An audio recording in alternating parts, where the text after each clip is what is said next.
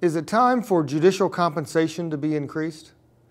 And it's only September, but witches are in the air here at the OSBA.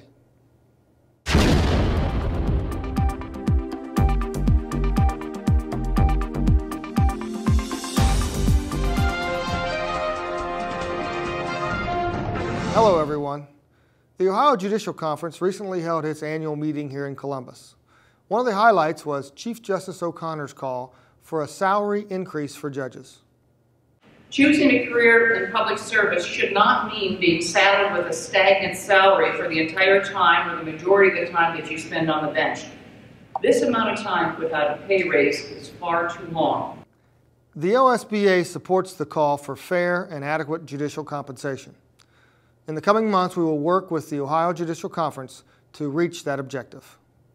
It's been a while, but we have one final report from the ABA meeting in Boston.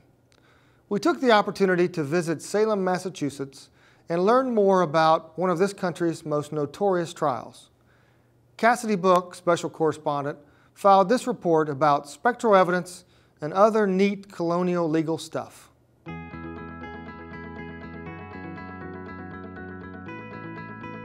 Hi, I'm Cassidy, and I'm here with Stacy Tilney of the Salem Witch Museum.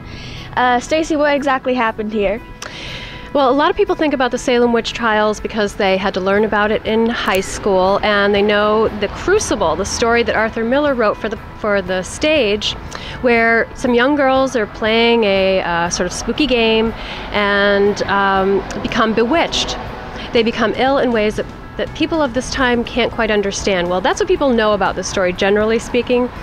And what really happened is a little more diabolical, because these young girls become ill and it explodes into 19 people being hanged and one man pressed to death for witchcraft. Why did this happen?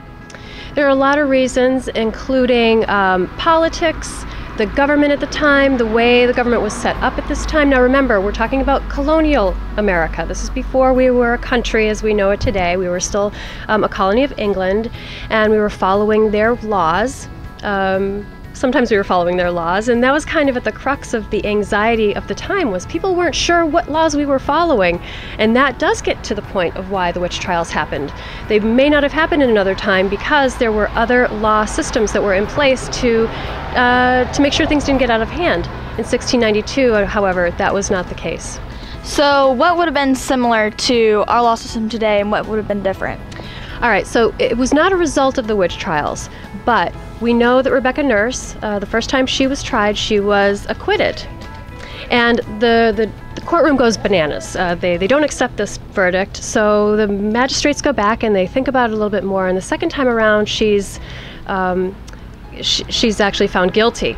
That would never happen in a court of law today.